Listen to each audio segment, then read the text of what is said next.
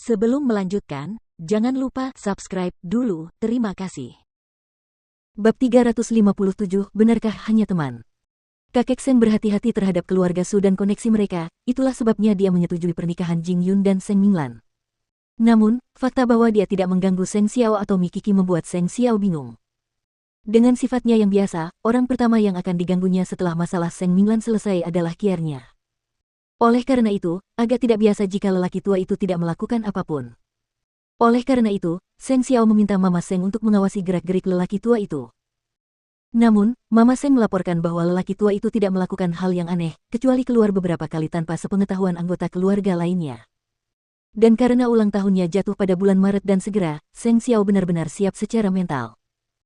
Tentu saja, tidak seorang pun menyadari bahwa putra mahkota Huang Yao yang agung siap mengalihkan fokusnya, berniat mengamankan kesepakatan bisnis besar dengan ayah mertuanya. Dia tidak akan menceritakan masalah itu kepada siapapun selama lelaki tua itu tidak mencoba melakukan hal yang aneh. Tetapi jika lelaki tua itu benar-benar mendekati Mu Qi, tidak akan ada yang bisa menahannya. Sementara itu, pasangan Su telah membiarkan Su Yihong mengatur posisi yang cocok untuk Jing Yun. Su Yihong sendiri menyetujuinya, mengizinkan adik laki-lakinya ikut serta sehingga Jing Yun dapat belajar tentang masing-masing industri di mana Su Holdings terlibat dalam waktu secepat mungkin. Bagaimanapun, ini adalah kesempatan yang bisa digunakan Su Yihong untuk melawan Jing Yun. Karena identitas Anda tidak dijelaskan dengan jelas, saya tidak akan menempatkan Anda pada posisi yang terlalu jelas. Anda akan bekerja sama dengan eselon bawah untuk mendapatkan gambaran umum tentang Su Holdings. Kau sudah memikirkannya matang-matang, kakak, jawab Jing Yun tanpa membiarkan siapapun tahu. Sebenarnya, Su Yihong mencoba memprovokasi Jing Yun dengan tindakan ini. Seorang tuan muda dari keluarga Su, bekerja di posisi rendahan. Itu penghinaan bagi siapapun, dan Su Yihong tentu saja akan mengadu domba Jing Yun kepada pasangan Su jika Jing Yun membuat keributan. Dengan cara itu, dia dapat dengan mudah membuat jarak antara Jing Yun dan orang tuanya. Namun, dia salah dalam perhitungannya. Pertama-tama, Jing Yun tahu bahwa Su Yihong adalah dalang di balik penelantaran dirinya, itulah sebabnya Jing Yun tahu bahwa ini adalah rencana jahat yang ditujukan kepadanya. Kedua, Jing Yun tidak pernah gegabah. Dia sendiri tahu bahwa dia harus menghubungi eselon bawah Su Holdings karena apapun harus dipelajari dari bawah, itulah sebabnya dia tidak menganggap ini sebagai penghinaan. Lagi pula, semua orang di Jianchuan mengakui kompetensinya, dan sepenuhnya menyadari bahwa dia bukanlah orang yang tidak berguna. Itulah sebabnya tindakan Su Yihong tidak berbeda dengan mengambil batu besar dan menjatuhkannya ke kakinya sendiri. Meski begitu, Jing Yun harus mempercepat prosesnya dan mengungkap hubungan antara Su Yihong dan paman tertua keluarga Su. Sementara itu, Lin Muan baru saja kembali ke akademi dan liburan musim semi pun tiba. Meski begitu, dia enggan untuk pulang. Saat itulah dia menelepon Lu Qianqian pada malam pertama liburannya. Aku sedang berlibur sekarang, gadis kecil. Kau sama sekali tidak punya simpati, kau tahu, meninggalkanku di sini untuk mengurus diriku sendiri ketika aku sudah meninggalkan rumah. Atau apa? Jawab Lu Qianqian sambil mulai berdandan. Aku tidak akan pernah percaya bahwa kamu tidak punya tempat untuk dituju. Aku punya banyak teman, tetapi mereka semua adalah tipe yang hanya bersenang-senang di waktu senggang. Mereka mungkin tidak akan mengizinkanku tidur bersama mereka sekarang. Jawab Lin Muan. Yah, itu salahmu sendiri karena kehilangan kedudukanmu. Lu Qianqian membalas, sangat ingin menggigitnya lewat telepon. Ini libur sebulan, tapi tidakkah kau ingin pulang untuk merayakan tahun baru? Tidak mungkin. Lin Muan menjawab dengan tegas. Jika aku kembali, kakek akan datang dengan segala macam jebakan dan tipu daya untuk menghentikanku kembali ke akademi. Aku tidak mau mengambil risiko. Baiklah, kalau begitu, gadis cantik ini harus menerimamu. Lu Qianqian mendesah pelan.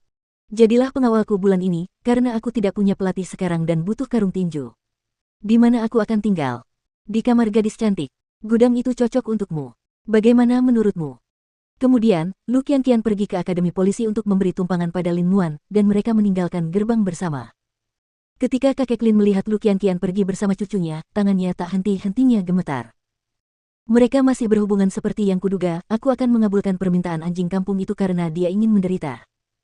Lin Muan tampaknya merasakan hawa dingin di punggungnya saat itu, dan bertanya-tanya apakah dia paranoid. Benar. Aku hanya butuh tempat tinggal yang sederhana. Tidak akan meminta lebih jika tempat itu tidak berbeda dengan tempat tidur susun di akademi. Cek, cek. Tuan muda agung dari keluarga Lin, berpelukan dengan wanita sepertiku untuk tempat tinggal. Bukankah aku seharusnya menjadi pengawalmu? Tanya Lin Muan, latihannya selama beberapa hari terakhir sangat efektif. Kau akan menjadi pahlawanku saat aku lulus dari akademi. Lu Qianqian tersenyum mengejek padanya. Baiklah, Anda harus sedikit berkompromi, Tuan Muda Lin. Sebenarnya, Lu Qianqian telah menyiapkan sebuah apartemen kecil namun sederhana untuk Lin Muan. Keduanya berjalan-jalan di sekitar apartemen sebentar dan kemudian minum-minum di ruang tamu, seperti yang mereka lakukan di hotel terakhir kali. Kamu benar-benar sahabatku. Lu Qianqian mengamati Lin Muan saat itu. Ia menjadi lebih kekar dan memiliki bentuk tubuh yang lebih baik, kini tampak lebih maskulin. Baiklah, bagaimana caramu mengenalkanku jika kamu punya pacar nanti? Lu Qianqian bertanya kepadanya sambil memeluk sebotol bir. Lin Muan mengulurkan tangannya dan mengalungkannya di leher wanita itu, sambil berseru setengah mabuk, aku akan memutuskan hubungan dengan siapapun yang tidak bisa menerima kamu sebagai sahabatku. Lu Qianqian tertegun mendengarnya. Tidak banyak wanita yang akan menerima jika pacarnya punya sahabat perempuan, loh. Jadi apa? Aku lebih suka ini. Lin Muan sebenarnya sangat toleran terhadap alkohol, tetapi setelah melatih dirinya, Lu Qianqian berhasil mengalahkannya. Dan itulah sebabnya dia masih sangat sadar sementara Lin Muan terjatuh ke lantai karena mabuk. Melihat wajahnya yang sedang tertidur, Lu Qianqian bersandar di meja dan berbisik kepadanya, aku juga. Aku akan mengusir siapapun yang mengatakan sesuatu yang menentangmu.